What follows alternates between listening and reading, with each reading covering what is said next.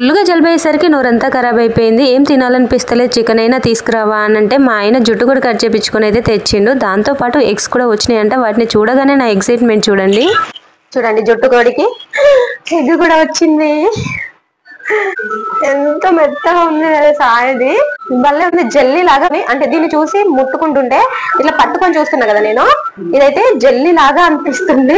భలే ఉన్నది అసలు. వాస్తవానికి జుట్టుకొడితో పాటు వచ్చిన ఎగ్స్ ని ఏం చేయాలనేది నాకైతే తెలియదు. అంటే కర్రీలో వేసుకోవచ్చా లేదంటే సపరేట్ గా వాటిని వండుకోవాలా అనేది అయితే నాకు తెలియదు. మీకు ఎవరికైనా తెలిస్తే కామెంట్ చేయండి. నాకు తెలియకనైతే నేను పెద్ద తప్పు చేసేసిన. ఒకవేళ ఆ ఎగ్స్ ని కర్రీలో వేసుకోకూడదు, సపరేట్ గా వండుకోవాలని మీరంటే నాకు సపరేట్ గా వండడం కూడా రాదనమాట. మీరు అనొచ్చు చేతిలో యూట్యూబే ఉంది కదా, ఏ వంటైనా చేయొచ్చు ఈజీగా అని. మీరన్నది కూడా నిజమే, కానీ ఆ టైంలో అయ్యో ఇలా అయిపోయింది ఏంటి అని టెన్షన్ లో ఉండడమే తప్ప వేరే ఆలోచనే రాలేదు నాకు. దానికి నాకు అర్థమైంది ఏంటంటే మనకు రాకపోతే మూసుకొని ఉండాలి, లేకపోతే తెలుసుకొని చేయాలి. మీరేమంటారు మరి?